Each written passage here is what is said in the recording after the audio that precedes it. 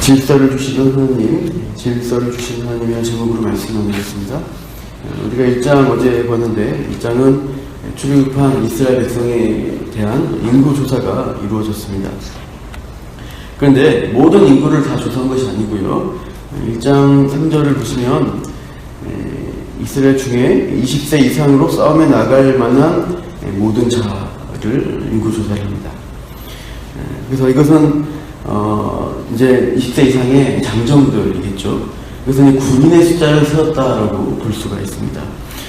이스라엘 백성을 향한 하나님의 계획은 그냥 애굽을 나와서 이제 약속의 땅 가나안에 그냥 들어가기만 하면 된다라고 하는 것이 아니었습니다.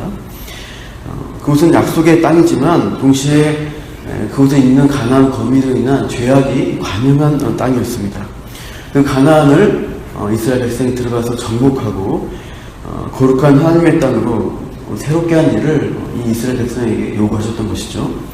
그래서 창세기 우리 9장을 보시면 여기 모세가 술 취해서 벌거벗고 있는 장면이 나오는데 그 이제 술 취해서 벌거벗고 자는 것을 함이 이제 잘못 행동하게 되죠. 그래서 다른 형제들에게 부끄러운 것을 이제 알려주게 되고 근데 그 사건을 노아가 깨어서 알고 이런 말씀을 예언을 말씀하시는데요.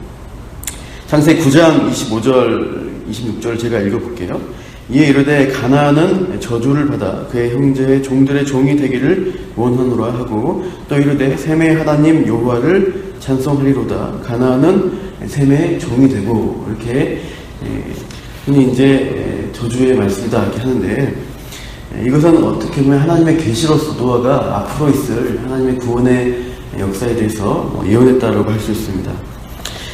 함이 잘못했는데 그 함의 아들인 가나안에게 노아가 이 말씀을 하고 있는 것입니다.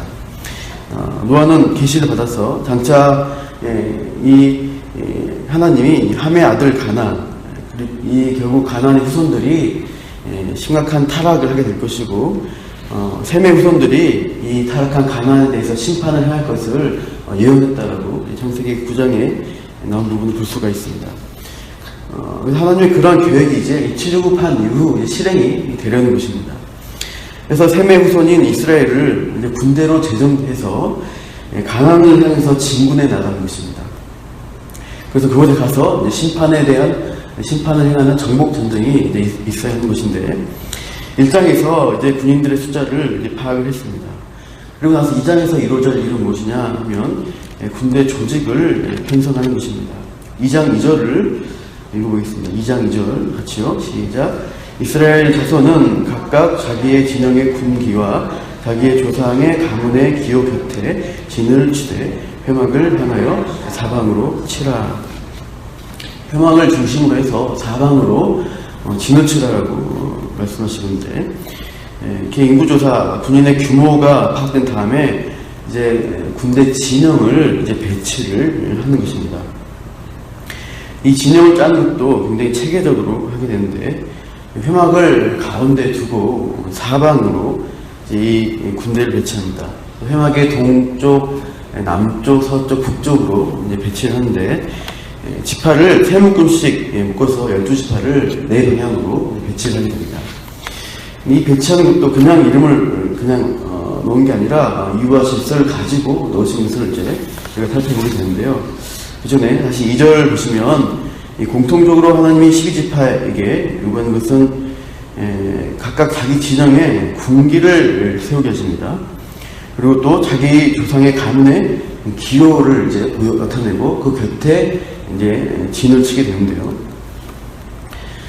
이제 중서의 유럽 영화를 보시면 그 영주들이 그 지역을 다스리고 있고 영주 아래 기사들과 군대들 조직을 두게 되는데 그들이 그냥 이제 막 다니는 게 아니라 옷이나 어떤 방패 그리고 이제 그들의 깃발을 가진 거 보시면 자기 가문의 그 영주의 가문을 나타내는 문장을 이제 꼭 그립니다. 그것들을 보고 이 사람이 어디에 소속되는지를 군대가 드러내는 것이죠. 마찬가지로 이스라엘 백성도 지파들도 자신들의 가문을 나타내는 깃발을 세우고 어떤 기호들, 문장들을 가지고 있었던 것 같아요. 그런 것들 표시를 보고 이제 자기들이 어디에 진찰되는지를 위치를 이제 신속하게 파악할 수가 있습니다. 군대는 일사불란하게 움직여야 하기 때문에 눈에 띄는 그러한 표시가 반드시 필요해요. 제가 군대에 있을 때도 요즘 군대는 깃발이 있느냐 의문이 들 텐데 있습니다. 제가 이제 중대장을 부서에서 이제 훈련 받을 때 다니는데 저거 이제 깃발을 들고 다니라 해서 이제 그 훈련만 내내 짧지만 깃발을 이제 들고 다녔습니다. 중대 깃발이 있었어요. 한 번은 이제 막 훈련 받고 다니다 보면은 힘드니까 깃발 이렇게 눕혔는데 한 번 혼났습니다. 깃발을 눕히지 말라는 거예요. 반드시 세우고 있으라고 이렇게 하더라고요.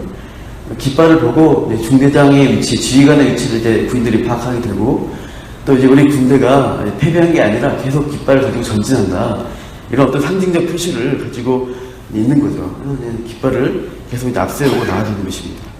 이스라엘 지파들도 그러한 체계를 가지고 이제 깃발과 어떤 조직을 갖추고 이제 이 군 진영에 배치를 하게 되는데, 이제 우리가 쭉 보시면 이 방향을, 동서남북 방향을 잡는데요. 가장 먼저 나온 방향은 3절 보시면 동방이 해돋는 쪽이죠. 그러니까 동쪽인 것을 알 수 있는데요. 동쪽을 가장 중요하게, 성경적으로도 중요하게 여기는데, 지금 이스라엘이 전진해 나가는 방향이 있습니다. 지금 이스라엘은 어디서 나왔죠? 애굽에서 나와서, 그리고 지금 가나안 땅으로 가야 되는데 그 방향은 동쪽입니다. 동쪽을 향해서 계속 진군에 가야지 가나안 땅에 들어가게 됩니다. 그래서 이제 이 진군의 방향은 동쪽이 되고, 그 동쪽 방향에 배치된 그 지파들은 선봉대가 되는 것입니다. 그래서 가장 중요한 역할을 한다 할 수 있는데, 성경에서 동쪽에 대해서 특별한 의미를 많이 부여하고 있습니다. 우리가 이제 창세기 보시면 에덴 동쪽, 에덴 동산이 위치한 쪽을 동방이라고 합니다. 동쪽이죠. 그러나 그 동방에 에덴 동산에 있었던 최초의 인간 아담과 하와는 타락하게 되고 그 에덴 동산에서 쫓겨납니다. 근데 쫓겨난 방향을 보시면 창세기 3장 24절을 참고해 보시면 이제 그 쫓겨난 그 아담과 하와가 다시 에덴 동산에 있는 생명나무로 오는 길, 그 길로 들어오지 못하도록 하나님이 그룹들 천사들과 불칼, 화염검을 통해서 길을 막는데요. 그 방향이 에덴 동산 동쪽이라고 창세기 3장 24절에 나와 있어요. 그 동쪽으로 이제 이렇게 쫓겨났고요. 그 가인도, 아들인 가인도 동생 아벨을 죽이고 나서 이제 쫓겨나게 되고 유리방황하게 되는데, 이제 그 방향을 보면 에덴 동쪽의 못 땅이라고 설명하고 있습니다. 동쪽은 하나님의 그 약속 있는 그 은혜의 땅이면서도요, 동시에 인간의 죄로 인해 타락이 일어난 방향으로 이제 성경에서 표시를 합니다. 그러니까 그 동쪽 방향은 신라번이죠. 잃어버린 땅의 방향이고요. 또 하나님이 다시 버려두지 않고 회복할 것을 약속하시는데, 그 복낙원이라고 할 수 있죠. 낙원이 다시 회복되는 방향, 하나님의 구원과 구속이 오는 방향도 동쪽으로 또 우리가 상징적으로 이해할 수가 있습니다. 그래서 성막과 성전을 하나님이 짓게 하실 때 그 입구가 항상 동쪽을 입구로 합니다. 대문이 동쪽에 있어요. 그 동쪽으로부터 하나님의 어떤 구원과 은혜가 임한다라고 생각을 하는 것이죠. 이스라엘이 이 동쪽으로 전진해 가는 것도 그 방향에 하나님의 구원과 회복이 있다, 이렇게 바라보면서 동쪽을 중요하게 여기고 이제 전진해 갑니다. 이 가장 중요한 자리에 어떤 지파가 들어가느냐 보십시오. 3절에서 9절 보시면 그 지파의 이름이, 세 지파 이름이 나오고 있습니다. 근데 공통적으로 보시면 이제 네 방향의 지파에 그 세 지파의 대표되는 지파를 항상 앞서게 되는데요. 3절 보시면 누가 나오나요?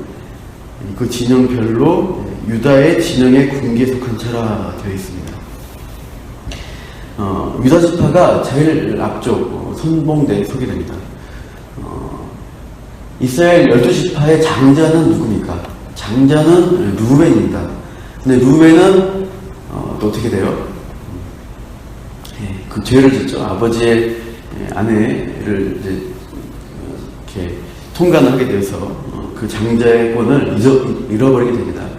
그래서 이 다음에 시므 레위가 있는데 그 둘도 참 그 어디입니까? 저기 칼을 너무 많은 사람을 살해하고 죽였던 악을 행했기 때문에 또 장자의 그 받지 못해요. 그래서 네 번째였던 유다가 장자권을 받게 됩니다. 그래서 유다 지파가 제일 앞서게 되고요. 그 이제 같이 있는 지파는 이사갈 지파, 7절에는 스불론 지파가 배치되어 있습니다. 그 9절 보시면 유다 진영에 속한 군대로 계수된 군인의 총계에서 유다 지파 안에 이제 이사갈, 스불론이 같이 이제 배치되는 것으로 이렇게 나타나죠. 그리고 10절에서 16절에는 남쪽, 두 번째 중요한 지역은 남쪽으로 둔 것 같은데, 그 남쪽에는 이제 원래 장자했던 루벤 지파가 배치됩니다. 이제 보통 질서대로 보면 탈락했지만 그래도 장자 아니냐 해서 루벤이 그 다음 남쪽 지역에 배치가 되고, 그 루벤의 군기 아래에 있는 또 다른 지파 둘은 12절에 시몬 지파, 14절에 갓 지파가 배치가 되죠.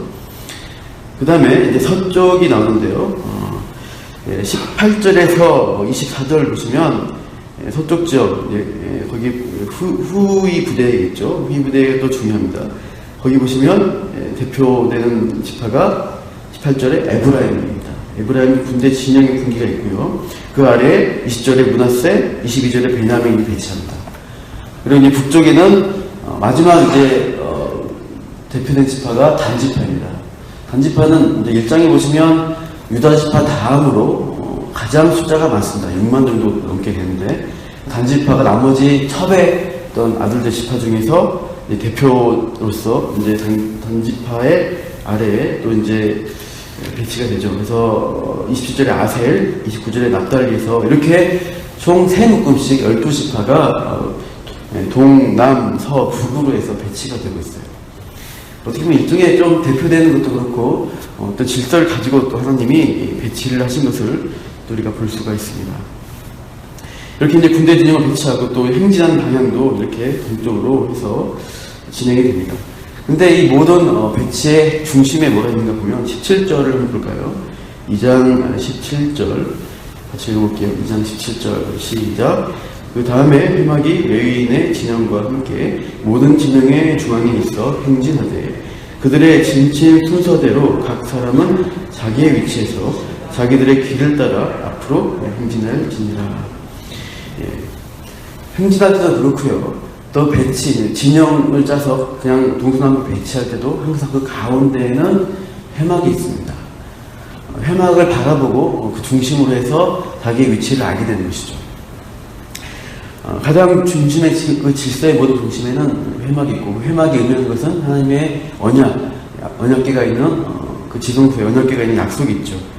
그 하나님의 임재한 회막을 바라보면서 이들은 자기의 군대로서 역할, 위치를 파악하고 또 전진하라면 전진하고 멈추라면 멈춰서 방향을 잡고 진영을 구축했던 것입니다. 이렇게 질서를 가지고 갖추고 이제 이스라엘이 군대 조직으로서 약속의 땅에 이제 어떻게 보면은 하나님의 심판의 대리자로서 나아가고 있는 것을 보게 됩니다. 이제 쭉 이제 앞으로 이제 우리가 민수기를 살펴보게 될 건데요. 우리 또한 그렇게 하나님의 군대로 부름받은 사실을 기억하십시오. 그냥 막 아무렇게나 신앙생활 하는 것이 아니라 하나님이 우리에게 질서 있는 삶, 규모 있는 삶을 요구하십니다. 내 위치가 어디 있는가를 분별하실 때 하나님의 말씀이 있는 곳, 약속이 있는 곳을 방향으로 해서 내가 어느 위치에서 나아갈 것이고 순종할 것인가를 기억하십시오. 그렇게 할 때 우리가 군대로서 이렇게 세상의 가치관에 휘둘리지 않고 하나님의 약속을 바라보고 동쪽을 향해서 약속의 회복을 위해서 나아갈 수가 있다는 것입니다.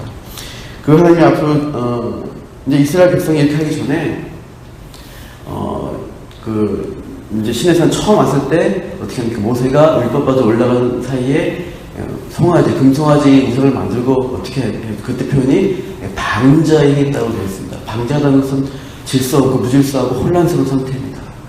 우상 숭배를 할 때는 그런 방자한 삶, 혼란스러운 삶, 무질서한 삶을 살아가야 됩니다. 그러나 하나님은 그 백성을 이제 다시 이제 시켜서 질서 있게 군대로서 분명한 방향을 가지고 살아가도록 이끌어 가시는 것이에요.